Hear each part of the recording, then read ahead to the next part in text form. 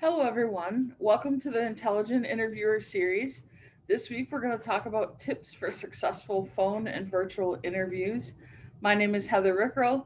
I serve as the career counselor and the assistant director of career services at University of Wisconsin Superior. And this is a part of the Spring 2021 Prepare for the Fair series. Today, we're going to cover what you need to know about phone interviews first, and then what you need to know about virtual interviews. And the reason we're covering these two so heavily is that not a lot of places are doing in person interviews right now. And we actually expect that phone and virtual interviews will continue to be the trend going forward. Um, Phone interviews have always been sort of a first step after screening resumes and cover letters. So that that's kind of an old standby. But the virtual interviews, it's been shown that it's a lot faster. It's faster to get somebody into a Zoom room or going on Skype than it is to wait for them to have time to drive or catch a flight. And also, speaking of those sorts of things, it's actually more fiscally responsible to work through virtual interviews as well. So lots of advantages on the part of employers, and some of those are advantages to you too, because it certainly takes less time. So we will go ahead and get started with what you need to know about phone interviews. um, I chose this picture because I like that this person is smiling and enthusiastic and dressed in a suit. I might question the maybe kind of like the bistro or the outdoor location, but maybe this person wasn't actually on an interview. So, um, getting a phone interview is a really common first step in the interview process. So basically, what an organization is saying is they liked what they saw of you on paper. They want to see how you are in a conversation. How does that translate from what they saw on paper to what they get from the person? So it's a really great chance to make that first impression in person, and you need to really make that impression a strong one, a positive one, because the phone interview often determines if you make it onto the next step of the interview process. Um, Something this note at the bottom, something that's happening quite a bit now with Zoom and the ability to turn cameras on and off, is you might be asked to join a virtual platform with no video on. It's kind of the newest version of the phone interview, since it's often easier than a conference call if there's more than one person doing the you know doing the hiring. So if it's a hiring committee, or if they need you to meet with more than one person. This is just a fun graphic I found from the Balanced Careers, illustrated by Katie Kerpel. Some basic tips here: um, creating a checklist, clearing distractions, be ready to take notes. Reschedule if the time is really not convenient with you. You should have your resume by you, using a landline, turning off call waiting. So we'll go into a little bit more detail here of considerations for phone interviews. Reception is the first thing you need to consider. So landline is best. If you've got to go with a cell phone, staying stationary, not like pacing up and down a hallway or throughout a building, or wherever it might be. Staying in place with strong reception is the next best thing. The most important thing about reception is you should absolutely not be driving and trying to do an interview. Um, I have been on search committees where people are driving, they hit a tunnel, they go into a valley or something like that, and you lose them. Either they cut out or it's completely cut off the phone call, and so it gets hard. But also, like, that's distracted driving, and it's generally not advised. This seems a little weird, but dress as if you'll be in person. Getting into that mindset really does matter. It sets your mind sort of in that workplace mode, and can really be a big benefit. It also can help you with confidence. As far as focus goes, cut out all of those distractions. Turn off the notifications on your phone, on your computer. Um, Turn off anything if you've got like a Alexa or Siri or something in your home that gives you notifications. Turn that off. Just cut out all of that. Try to make sure that there aren't, pets and people um, it, moving through your background as best you can. Um, all of those things, try to get them out of the way.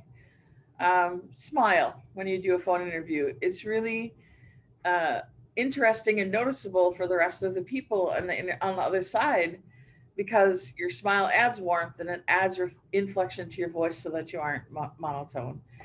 You definitely don't want to come across as somebody who has no excitement or enthusiasm, and that can happen if you don't smile. So make sure you smile. It also helps to throw in, a little bit of a laugh in there once in a while if it's appropriate. Um, those things do help. Then a note about dialogue. It's really important that you make sure that your phone interview is a two-way conversation. So they're going to ask you questions. Yes. You're going to answer those questions. Yes.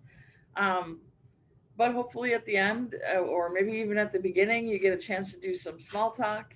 You will probably have a chance to ask them questions. And so make sure you do that. And when you ask those questions, listen to their answers and see if you can follow it up with anything else. That's a great way to keep the dialogue going.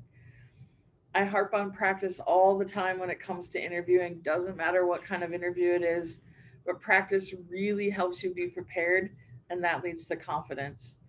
As far as pace and time management, use the question answering strategies that I've provided in previous sessions to stay on track. They make sure that you're answering the questions and then also ensure that you're not rambling. So I already mentioned it before, but questions at the end. Be ready for that question. What questions do you have for us? Okay, so be prepared for those.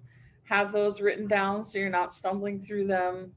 Um, I would suggest that you maybe have 5 or 6 of those, and choose your top 2 or 3. You probably won't get to all 5 or 6. Um, but you may have some downtime at some point, and that might be a good you might have a good question in there that you could ask. So those are the considerations for phone interviews. I pulled up some of my favorite resources here for phone interviews as far as what you can find out there on the web.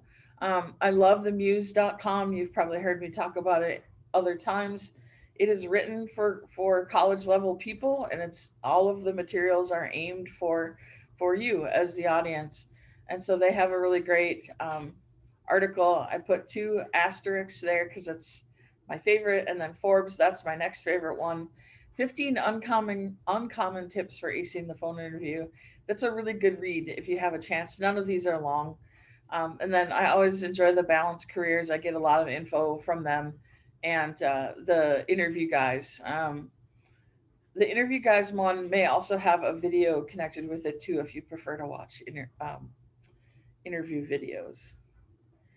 So those resources will be helpful. When you're doing a phone interview, there are some things that you need to be okay with.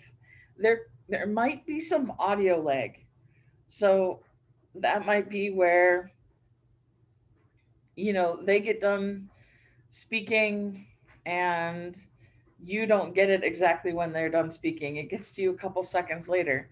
Same thing might be true on your end, where you feel like you're done speaking and it takes them, a few more seconds than you would think to get going again with a question they have to ask or whatever they have to say.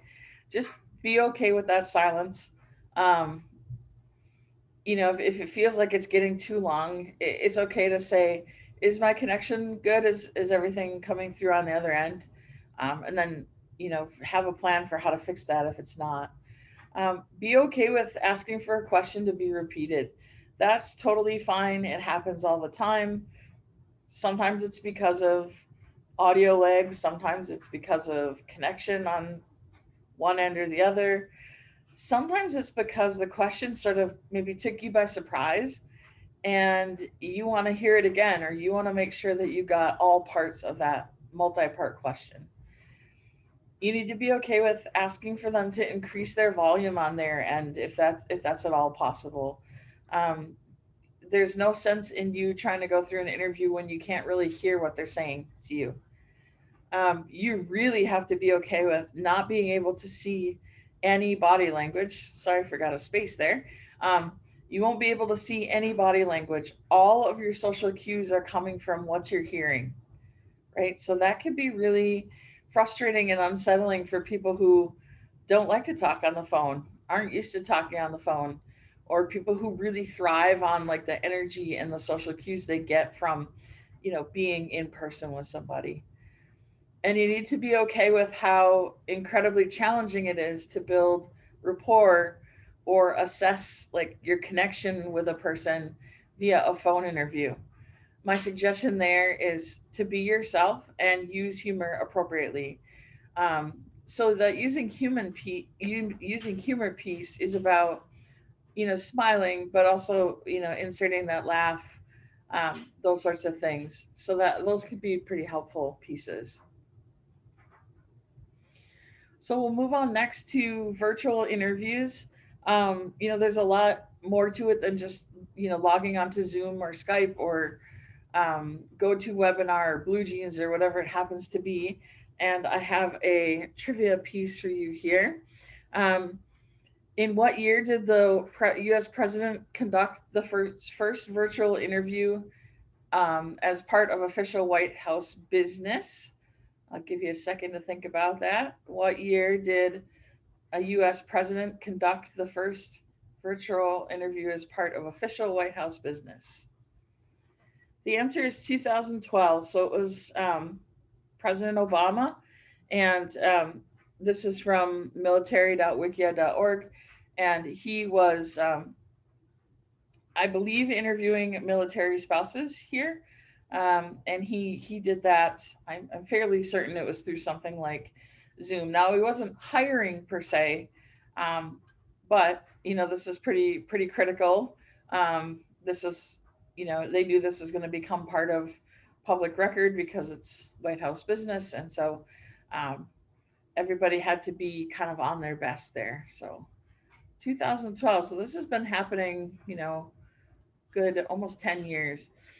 I've used this slide before in this series. Technology is really our virtual reality now, right? And so we have these all these fun things coming up where you can see people freeze. People aren't sure.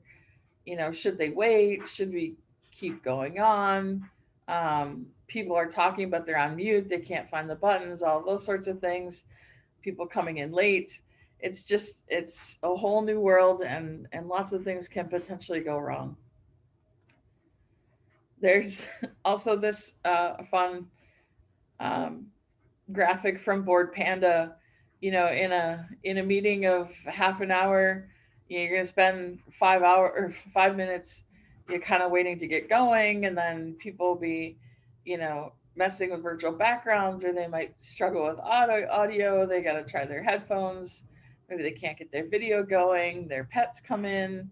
You get 10 minutes of meeting time, and then everybody says, stay safe, stay healthy, be well, and they're on their way. So, little attempt at humor there, but also kind of getting at kind of the real things that are going on with virtual interviews. And I think too, like one of the better sets of commercials out there that really gets at this too, the recent progressive commercials too, really show like what it's like to have Zoom meetings. It's really important for you to test this out. And I know I used a couple of these slides coming up in a previous one session, but it's really important that you test out technology ahead of time. The more realistic this can be, the better. If you can test this your technology with someone at the company, that's the absolute best. But career services can help you. A friend or a family member could help you potentially. An advisor, professor, roommate, teammate, coach, mentor. You kind of get the idea. Can you easily get connected?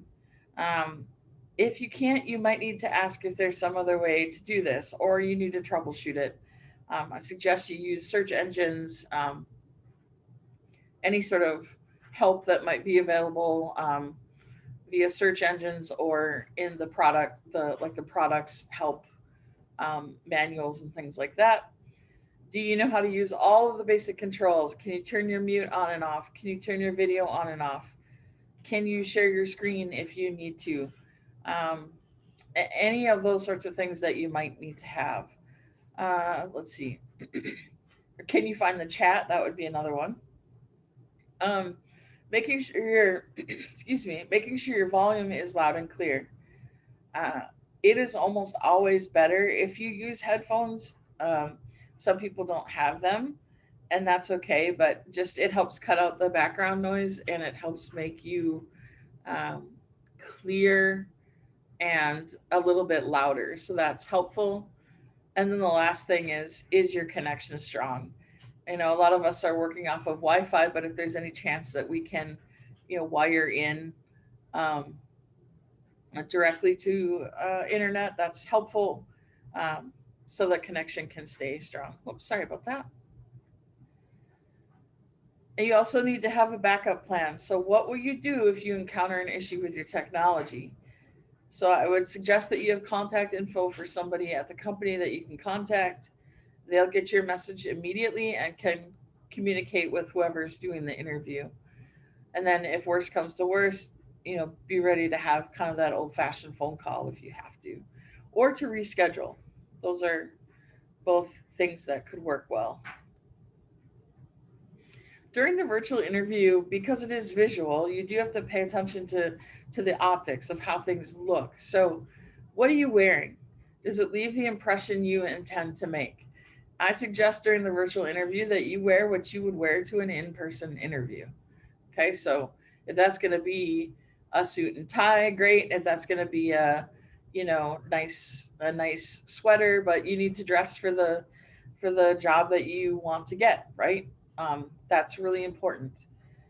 Take a look around. What's in your background? Can you use a virtual background within the app? And then is that virtual background, or the real background, are either of those distracting, or could they, pull away from what you're trying to get across? Me here today, I'm using obviously a PowerPoint, but then I'm also just using a university background that's hopefully not too distracting. Um, Background is more than just visual though, so visually appropriate, neat, not distracting, no critters or people moving through, right? Sound, it's about sound too. Make sure your background is quiet, that your voice is clear, and that you can hear the interviewer or the interviewers. Okay, so you can't control things like a jet flies over, emergency sirens, if you're close to a train track, um, stuff like that. But if you can control the other sounds, especially like computer notifications, that's a big one. Phone notifications, phone vibrations, things like that. Pay attention to what's got your attention. So silencing your phone, closing all other tabs and apps while you're interviewing so that you can focus directly on the interview. You should be focused on your screen and the webcam, right? So get everything else kind of away and out of your sight so you can kind of put it out of your mind and focus your full attention. Webcam angle. So most people tend to try to look at the people on the screen, except the webcam tends to be at the top of the screen for most people. If you have one that you've added to your system, that webcam that you bought and are plugging in, like say to a USB, if it's off to the side, then you need to look off to the side so it doesn't look like you are not making eye contact, right?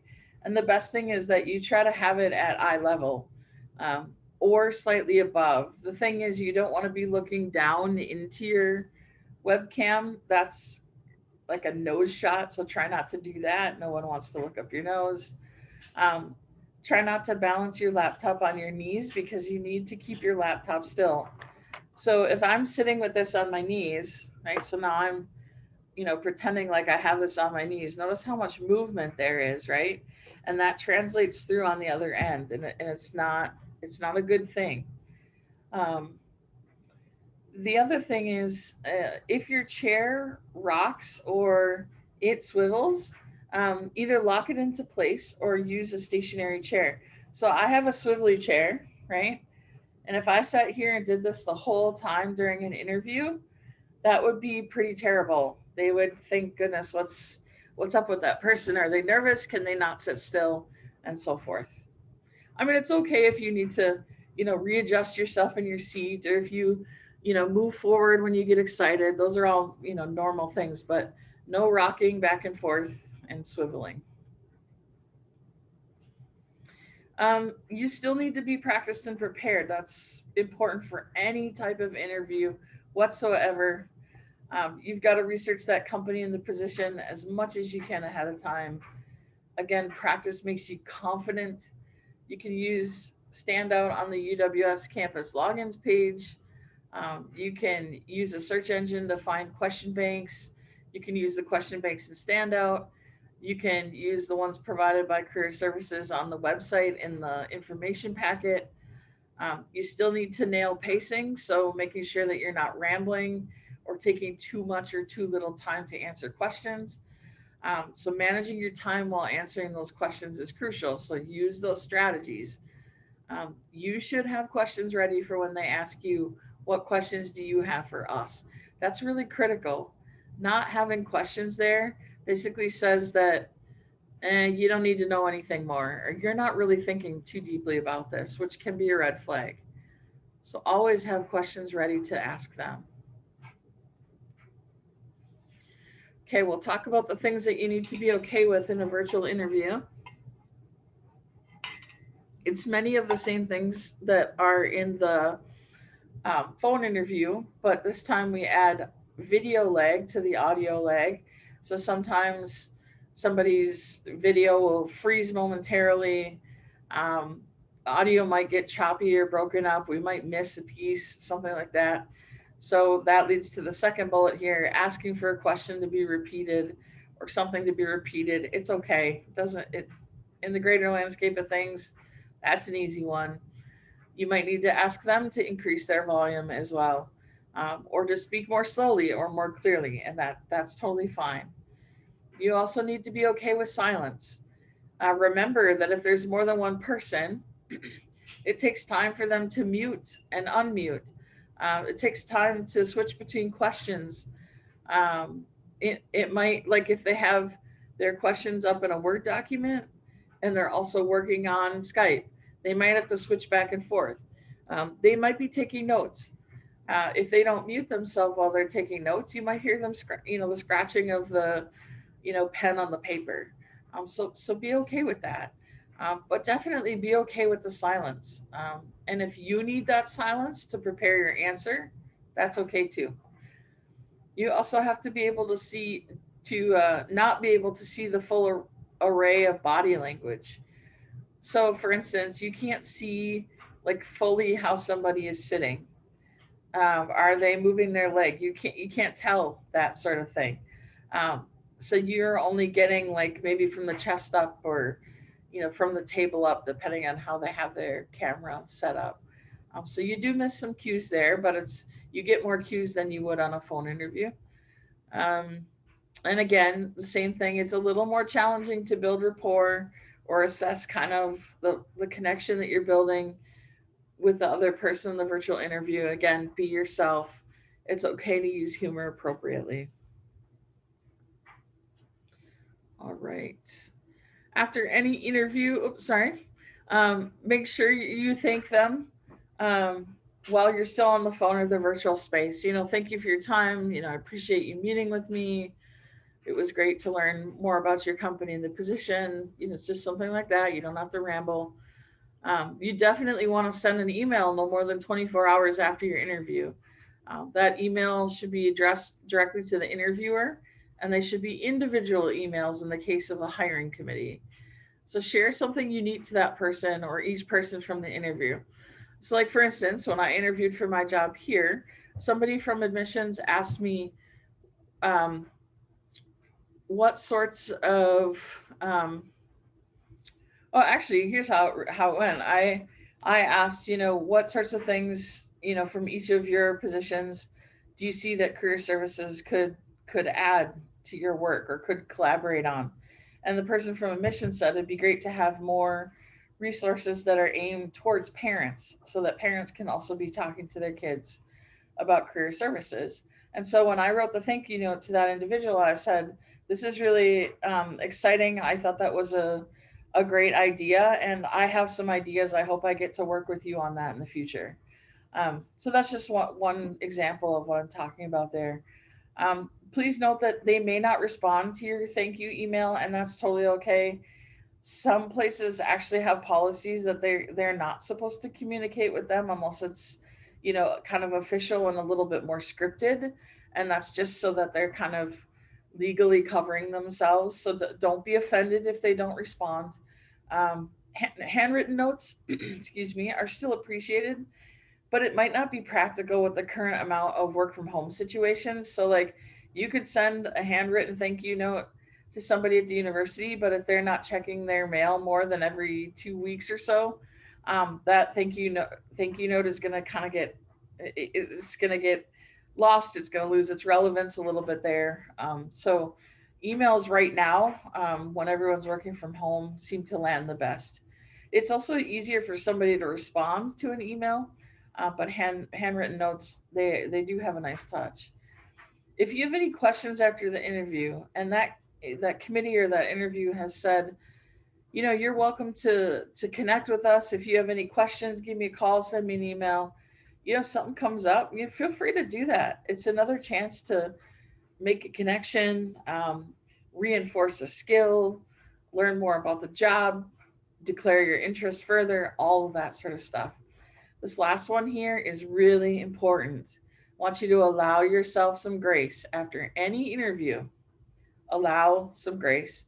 Most of us will come out of the interview wishing we said this, we used that example, maybe had a different answer, or you have a pile of I should have done this, I should have said that. I want you to make like Elsa and just let it go. Just practice and try to get better for next time. That's the best you can do. Chances are you actually did better than you thought you did. So, allowing yourself some grace.